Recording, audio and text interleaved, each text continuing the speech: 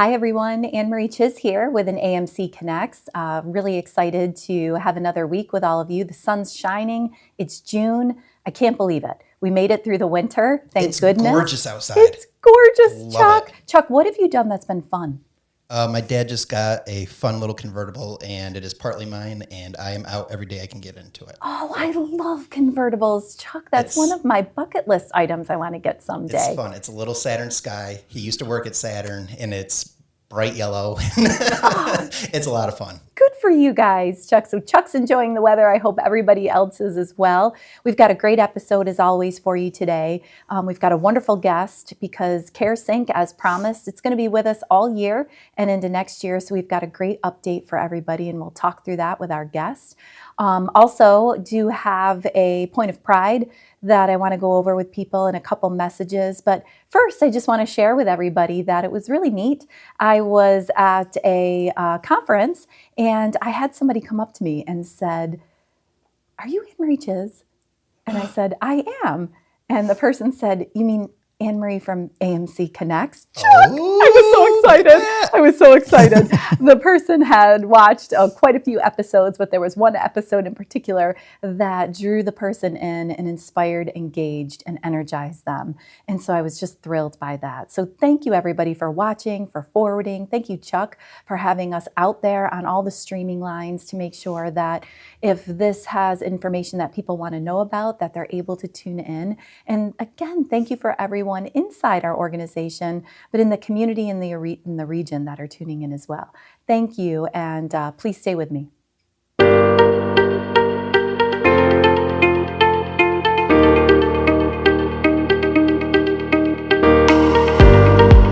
Welcome back, everybody. Like I said in the intro, ultimately, AMC Connects is about hopefully inspiring, engaging, and energizing individuals around the topics of healthcare, particularly as it relates to Rome Health. And as I said at the top of the episode in introduction, CareSync is our name of our electronic health record project. If you haven't tuned in to some past episodes and knew about that, we have been updating people right along with small announcements, big announcements. We had Dr. Attilio, our CMIO, on to talk about one of the milestones and the scope of our particular work because he's leading us through along with our special guest today. I am joined with Nancy Levett. Welcome, Nancy. I got your name right. Yay! Thank you, you did. Yes. People were picking up on the details, right? I was doing an employee forum where I just remembered a historic name of yours. I know. But wow, it right? happens. Yes, because we've known each other for quite a while. We have. It's so good to have you on here.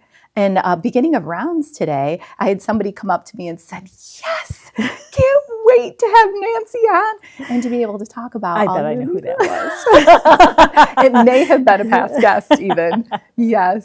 In all seriousness, I think people are excited to see you on the podcast. Well, I don't know about that, but I think they're probably excited about the topic. Yeah. At least I hope they are. Oh, I think they are from what we're saying. So we made this special announcement pretty quickly, and we talked about it in comms over the last week and a half. What is this special announcement that we've had? That we have selected our vendor of choice. Mm-hmm. Good process we've been going through in terms of engagement and trying to make the decisions. Tough decision, really, for an organization, right? But a lot of thought and process went into it, and pretty exciting that we're going to move forward with Meditech as our vendor of choice. Congratulations. Well, yeah, congratulations to the organization. Yes. As I was thinking about it, the organization deserves it. Yeah. Our patients deserve it, and our employees deserve it. Yes. So that's the exciting part about it. That's right. Can you, this language that we've selected of vendor of choice at this stage in our overall project plan, can you walk us through why we word it as a vendor of choice at this moment in time? Yeah. So in the selection process, there's gates that we have to go through before we'll get to ultimately execution on a project this size. So vendor of choice is really in looking at our criteria, trying to pick the best vendor for us and to go on this journey with us. But we still have to contract. So we still have things where we need to get down in writing now this partnership of what it's going to look like and how it's going to support us over the next 5 years. So that process has to come next. Yes. We ultimately won't be our vendor until we actually contract. Excellent. Yep. So that's what the phase we're in now. Correct. Great. Yep. We're kind of in two phases right now, I'll say, because at the same time we're doing contracting, we really want to be doing the prep work and get the organization kind of in the mode of what's next, because it's going to come fast and furious, right? It's once we contract, it's really a 14-month to go live, right? And as we all know, with everything we do here, time flies. Yes. You know, you think we have so much time, but then time is gone. Right. So It escapes us quickly. So, you know, that's going to happen fast. So what we want to be doing now is some of that prep work. And the prep work is really in understanding and documenting our current state and our current workflows.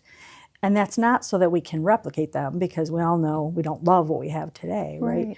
But it's so we can learn from that and make sure that we're, one, covering everything, and then we've accounted for everything when we move forward. Great. So there's a lot that has to happen for prep. Yeah, Nancy, take us through why, from your perspective, Meditech Expanse was the outcome of our process, because you said we had a pretty robust process right from the beginning. We've talked about that on AMC Connects, but why do you think Meditech Expanse was the outcome of this part of our journey? Yeah, I think if you look at the five kind of the circle, right, of our decision making, of not only looking at how can the system support us functionally, but strategically, you know, the vendors' long range goals and how they align with us, how they support other organizations. I think when you looked at the whole wheel, they really ticked all the boxes. Yes. Not to say that other vendors don't. Yeah. You know, I kind of joked a little bit that we couldn't make a bad decision. We really couldn't. You know, we were in a great place as an organization. I'm amazed at what we've been able to accomplish with what we do today, right? I mean, you know, what our staff, the resiliency of our staff is amazing. It shows, again, our great staff. Yes. But so there really wasn't a bad decision to make. But I think when you looked at it holistically, Meditech it turned out to be, I think, a good vendor for us. Right. You know, Right. Strategically, most importantly, I think. Yes. I think the wheel that we're calling it now, those key components, were so helpful to drive the process so that we could get a lot of information in to understand who we are, where we need to go, and who can align with us and truly partner with us on where we need to get to. Process is important. Yeah. If you don't have that grounding factor of a process, you can get caught up. You can get caught up in kind of the excitement, of the vendor, right? They're selling us, right? So certainly they're good at that. So by keep grounding back to that process, it did a lot of things. But one of the things was that we learned a lot. I think through the process, things that we thought we knew that we didn't necessarily know as well as we thought. But it also kept you grounded. It's back to that grounding of a process. So I think that's what it really helps. Excellent.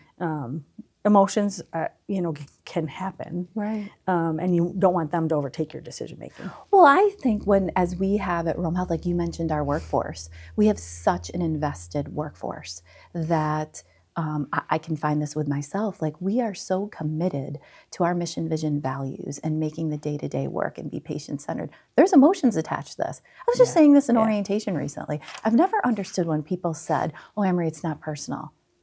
You know, I know what people are trying to say to that, but it is. When you're invested and you're emotionally attached to what it is that we're doing, it's kind of what makes us great in a way. But there needs to be a process that's taking us through that so that we can have logic and can have practicality and the future in mind, because the future is hard to see when you don't have a crystal ball. It is. It is. So when people say, I've heard this before and I've shared it on AMC Connects, that this is the single largest project that Rome Health will ever undertake that's a non-bricks and mortar. Do you agree with that statement? And if so, why? I definitely agree with that statement. Having helped other organizations through this process, right? It's costly for one, right? It's an investment. Yeah. It's a large investment in the organization. So I think that's why it's so big.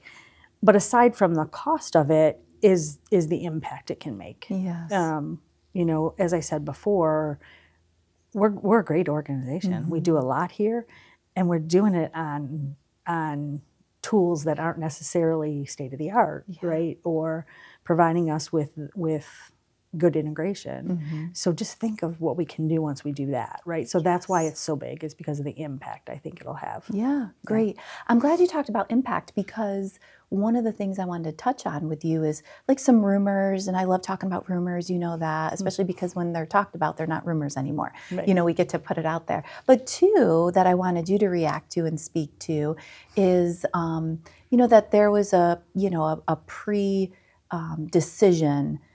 in this process. And I wanted you to talk us through that, as well as, really important to the community, is how will we be able to have insight into if there's a patient that has sought care at a couple different organizations, if they're not on Meditech, how does that look to the community? How does it look to the patient? How does it look to frontline clinicians? So two big questions at you. Yep. But the first one being, do you think the process was prejudged in a way, or the decision, so to speak, in the direction we're going?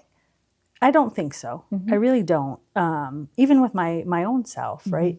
Certainly, I have used other systems, right? Yeah. So you can come in with some of that bias and some of that thought process.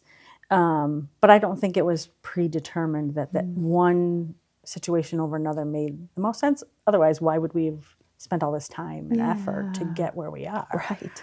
And as I said, we learned through that process. We learned more about the partners and the opportunities that they presented. We learned more around the systems and the direction of those systems. Your second question in terms of how can we integrate in a patient's record, right? Yes. Like we would love if all services came to Rome, right? But we don't have all services at Rome, right? So certainly patients use services at other places, other organizations, but we want that information seamless, right? Yeah. And that was one of the threads throughout it was well, we know that can happen with Epic, so we're worried about that, right? And that, how are we going to do that? And it was really one of the things that we learned through the process around, can Meditech still do that? Yes. Will we still have access to patients' records when they're coming from an organization that uses any other system, whether it be Epic or MedEnt or any other ones that are used in the community? Right. And Meditech does that through something called Traverse. What I like, from a geek perspective, I'll say, what I like and see in Traverse that I actually don't see in some of the other ones is how it presents that data back to you and allows you to easily consume it. Oh, nice. It's one of the challenges with computer systems, right? In general, is you can put a lot of information into that system, but how do you then use that data back to how you want to use it? Yeah. There's been a traditional problem with like a dictated note, right? If you dictate a note, it's in the system. But how do you then parse that data in that dictated note to use it for better insight into population health or other things around the patient? So what Traverse does is it actually presents that data back in an organized fashion that we get to decide how we want that organized. Yeah. So part of what we'll do is we'll say we want that data organized this way so that it's easy for clinicians to say, I want to bring that data right in and make it a part of my patient's chart within Rome Health. That's excellent. Yeah. And that was, we had talked about this, I think, a couple times, but definitely a high priority, and one of those, I think, items in the functional part of our wheel that was so important to the community, which is making sure that there is a more seamless way to understand where care has been provided so that we can have that patient-centered view. Nobody likes it when they get asked the same question. No, over and right? over and over again. Right? Yeah, like yes. I just told them. Yes. It's no different within the other efficiencies we're going to get that are non-clinical, right? Yeah. Like, I went to the front desk and they asked me that, and then I went back here and they asked me Right. that, and then they all asked me that same question, right? So you think Clinically. future state we're gonna have a lot less repetition. Correct. Of information. Awesome. Tons less, because you have we're truly getting to one source of truth. Yeah. We have multiple sources of truth today that make it very difficult to then easily focus in on the information and have everybody know, okay, I already asked that question. I don't need to ask it again. Right. Yeah. What do you think the best part has been so far in the process? What have you enjoyed the most? Because you mentioned this just a little bit, Nancy, but you've been a part of several organizations, lots of different go lives, just an incredible amount of history with this particular journey in healthcare. And so I was hoping that when you came and joined the Rome Health team, that there'd be part of our journey that was going to really be exciting in a different way, given all your knowledge. Has that happened for you thus far? It has. What? It really has. It's very fun to be here and be a part of this. It's been in March, it'll be 40 years in healthcare and healthcare IT. Congratulations. So it's been a long time, right? Yes. And but it's funny how the journey has changed, right? And the topics that we talk about change a little bit, but they haven't, right? I mean, when I was originally hired into healthcare, I wrote a practice management system, a scheduling software. How do we schedule appointments efficiently? That was my job, right? Was to write this software. We're still trying to do that today, right? In terms of what we do. So much has changed, but not changed. Right. But I'm excited to kind of I think take all of that knowledge and pull it together and bring it to this project. So it is fun. Yeah. It is fun. People say it's a once in a lifetime, and I've been fortunate enough to have that once in a lifetime a couple times. So I was just going to say, you've had a couple lifetimes in one lifetime. Yeah. What an honor. We're so blessed to have But you. I'm excited for here. I'm excited. I love being at Rome, and I think that being here at this time, in this moment, to be able to provide and help support the organization through this process, it just makes it exciting. Great. Yeah. Well, you touched on a little bit what we can expect next, but if you could share with all of us as a collective workforce, what should be kind of top of mind preparing ourselves for what's next? What do you need from us, and what does our IT department need from us? Yeah. I think engagement and energy. It's not going to be easy, right? I mean, change is hard. Yes.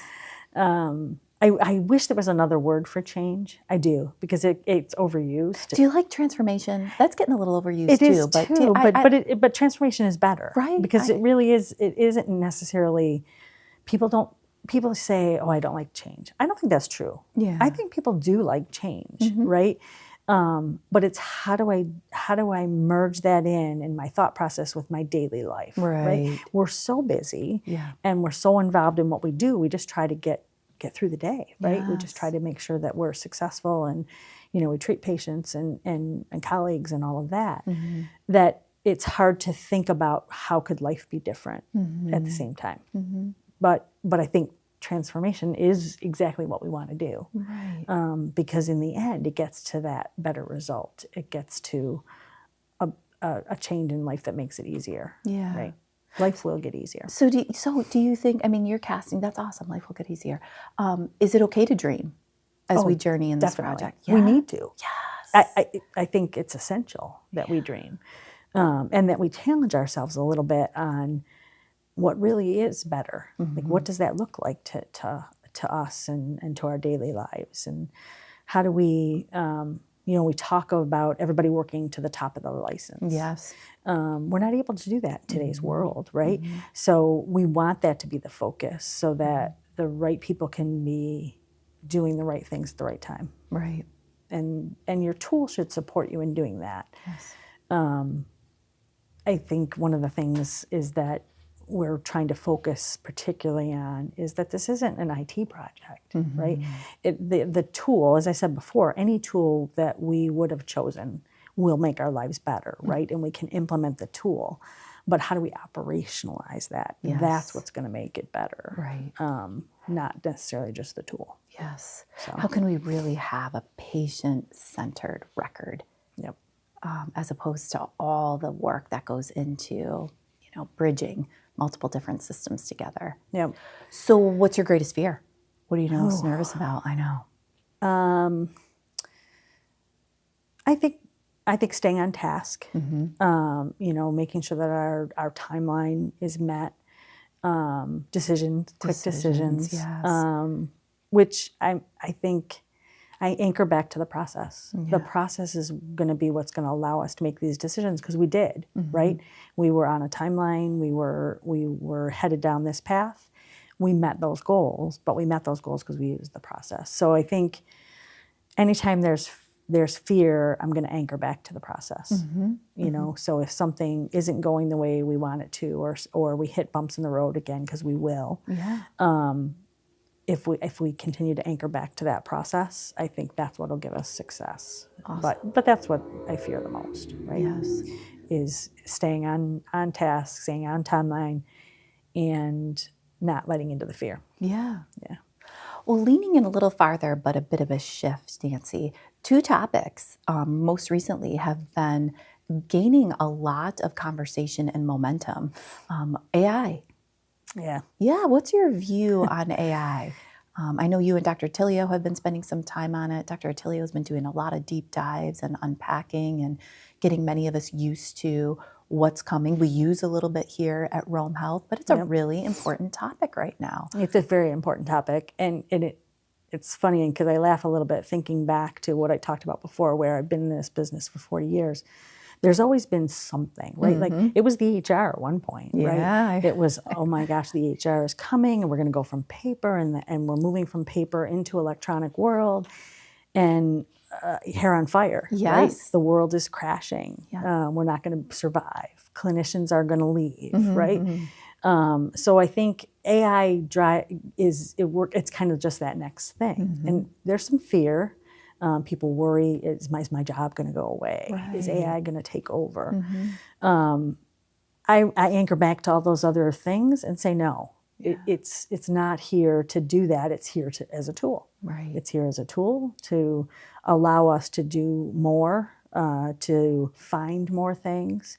The ability to comb that data, right, and be able to find the patient's picture and highlight things for our practitioners. That's not taking over their job. That's supporting them, right. And being able to provide that information. I think Dr. Attilio did a great job of talking about it at our leadership meeting, where he talked about the fact is we're not physically able to keep up with how the world is changing, and how medicine is changing, and how we care for patients is changing. And what AI can do is present you with that information differently to make those decisions easier. So we shouldn't fear it. Yeah. At the same note, we have to be careful. Right. Right. We have to know that in the end, logic has to come through. Yep. Right. You still need critical thinking. And, yes. You can't solely rely on, a machine. Right. It still takes that critical thinking. Yeah. So, but I'm excited. I'm excited what it can do for us logistically. Yes. And again, as a tool, I think we have a lot of hope. I think so. That extra time at the bedside, I know we'll be mapping that. And Nancy's a phenomenal individual and leader that I've always liked this about you, Nancy, in addition to many, many skills. But, we analyze everything that we do and want to make sure that there's value in each step that we take. While I've got you, who would have ever thought virtual nursing? And here we are, on the forefront in Rome. We've talked about virtual nursing a few times on an AMC Connects. I've shared that IT has just been a phenomenal partner with nursing and our support services in launching that. What do you think of virtual nursing and year to date? Yeah, I think it's very cool. Sarah Dutch is an amazing person, and she's embraced that role and embraced that idea of you try something and you jump right in. So I think it's pretty cool that we're doing it here, and we're seeing success out of what we're doing. Right? We didn't necessarily take on somebody else's model. It kind of goes back to what do we need out of our tools and our systems, and what are we going to do with that on our own. So it's pretty exciting. Yes. That it's making such a difference. I know. I'm so proud of our community. It's awesome that people have responded to it and really found that value functionally, and that nursing had so much support to be able to launch it, because it's just it's not a standard of care yet Right. to have it. So you all had to pull a lot together to be able to meet this launch. But if I anchor back to the fear, right? There was fear with virtual nursing as well. It was Yes. going to take nurses' jobs, right? I mean, that was one of the big fears. Good point. But it's not. It's about enhancing that ability to then be at the bedside when it matters, Right. So it's that integrated tool, but it didn't take anybody's job. It didn't change anything. It just makes it better. Right. That's great. Nancy, question for you from me. How can I be the best CEO ever to launch the greatest Meditech Expanse model for us over the next few years? Like, what does the CEO need to know? What do I need to be able to do and support the organization? I would say keep doing what you're doing. I think listening, right, is so important. Help guiding us, help guiding the organization, helping with our resources, being able to bridge some of those gaps, working with our leaders in the community. Sure. How do we fill gaps that we have here? I think so. Continuing to build those relationships, but I think just listening. I think that's true of all of us as leaders. All of us as That's employees. such a good reminder. It's really that's all of our job. Yes, to work on that active listening. Didn't you feel like the relationships that we even built this stage in the process, even the other individuals, organizations that were asked to come in and demo some things, they were just amazing people, weren't they? They were, and It gives you such hope. I had to make tough calls, right, Yes. to tell them that they weren't selected. They were gracious. Yes. They were offering up of their help no matter what. So again, that goes back to the learning and the journey that we took. It's fantastic. It really is. I'm glad you and I got to that in this conversation because you don't always find that. It's not on the headlines. Right. So often there's bad news in the headlines, and I have found that to date, and so grateful for those individuals and those organizations to, like you said, I found the same with the conversations. It was, okay, congratulations on making that decision. What can we do for you? How can we keep working together? And I was like, wow, we really are in a great area to work together to make better healthcare for as many as we can. It's health. I think it's healthcare that does that, right? Like they're in the same business that we're in, Right. And we all have the mission. We all have the mission of taking care of the patients. Yes. And that's what I love about it. I love about working with these organizations is that you anchor back to that, and we all want to make a difference. So Yeah. Well, Nancy, I know Nancy's always very helpful in giving me crucial feedback and critical feedback. And one of them is that people really continue to stay engaged with AMC Connects, is to make sure the podcasts are efficient and they're short, if possible. And so want to be able to honor Nancy and her feedback from others with the podcast. So I hope everybody's enjoyed this conversation with Nancy Levett. She's amazing. She really is. Especially in terms of an attribute she was just highlighting for me, which is active listening. So if you have questions for her, feel free to email her, reach out to her. Always makes herself available for every level of the organization. Nancy, I'm sure you are really excited to come on AMC Connects because you do get a token from AMC Connects when you are, yes. So we would like to offer one up for you. And I'm going to laugh because Chuck. No, don't show it. Don't show it. Oh my gosh. We're going right now. ANneMarie, you're back on. I brought my cup on purpose. Oh, God. Because I get to take this sticker and put it right with my most prized sticker. So it will now have two. It will have Rome Health. I'm crying that's going to be near it. Oh, this is so great. You're knowing a little bit more about Nancy in addition to her massive contributions. And Chuck, in terms of favorite teams, Nancy is a tremendous Bills fan. Go Bills. Chuck is sweating, I think, right now. Are we head's done? in his hand. Oh, yeah. Are they going to ever win a Super Bowl? Yeah, let's talk talk about it. Yeah, sure. There's always talk next about year. that. And the year after that. And the year after that. Oh, yeah. It's hope. There's always hope. There is always hope, There's especially always with people hope. putting the work into it. No pressure, Bills. Nancy says. Go Giants. Coming years. this coming year for sure. Well, thank Nobody you, says Nancy. go Giants. Chuck Thank does. you for being on AMC Connects. Well, thank you. Thanks for having me. So Appreciate excited it. about Care It wasn't Sync. as bad as I thought. Oh no, we have fun here. Yeah, it's awesome. Nancy knows how to have fun. So glad to be able to have her with us. I am excited that we did have another mailbag question. This was also from Tiffany and a really important topic. So thank you, Tiffany. I have more questions. What are your thoughts, opinions, and concerns on employee burnout in healthcare?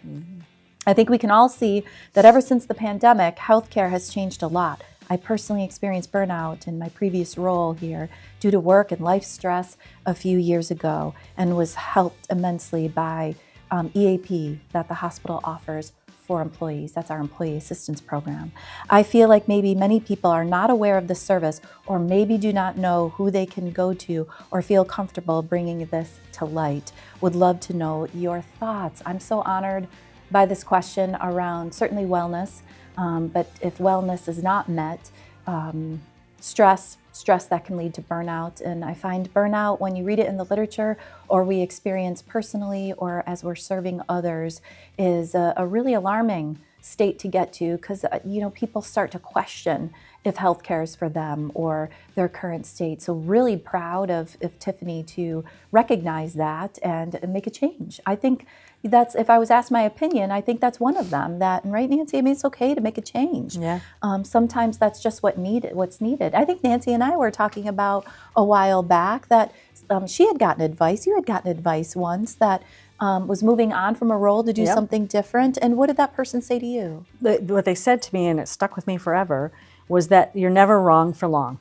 Oh, So if you make a wrong decision, you just make a new decision. that is such great advice. Yeah. So we can keep moving forward, because that's part of it, and making another change. I do also appreciate the underscoring of our employee assistance program, and it's a good nudge to make sure that all of us are aware, and it is the top of mind, to be able to get additional support. We had Danielle on a recent podcast a few weeks ago, and she was carving out just that recognition of pressure and getting support and what's needed. And EAP is a wonderful program to be able to do that. I remember many, many years ago, I was going through a very, very difficult time, and it could have been a trigger or catalyst to a burnout. I think some of those feelings I was starting to investigate. And it was interesting because I was in a position that served many, many people at that time. And I knew people had wanted an update about what was going on, because it was fairly public.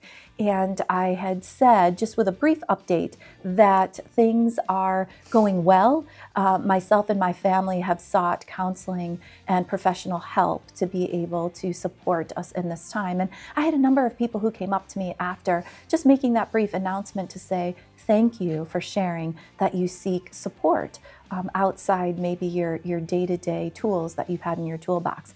And ultimately, that's what it came down to, is I needed different tools in my toolbox to support myself and my sons through a very, very difficult time. So I think those are a couple thoughts off the top of my mind, but identifying it's really important, being open to support and help, knowing that we have a wellness committee, and I'm with Nancy, we do have a phenomenal workforce, sometimes just saying something, and then people can really support in and around those edges so that we can get pointed in the right direction. But it's, again, a great trigger to know that we have to probably do some more highlighting of what's available for people for additional support and help. So thank you, Tiffany, again, for using the mailbag. We love the mailbag, Chuck and I. It helps make sure these topics that are top of mind for all of you are with us.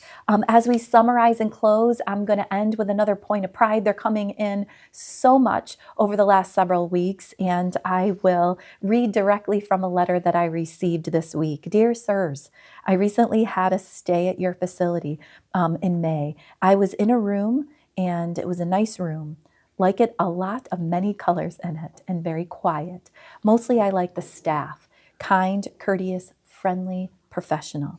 Special commendation to Dr. Galini, She was alert to a problem that could have caused me a lot of damage. Thanks to Dr. Daniel Welkons and the operating staff. Special thanks to the attention to my special meds by the staff in the ER and on 2 East. I have not in recent memory had such a pleasant stay in a hospital. I did tell them to tell the boss to give them an extra coffee break. I hope that was okay.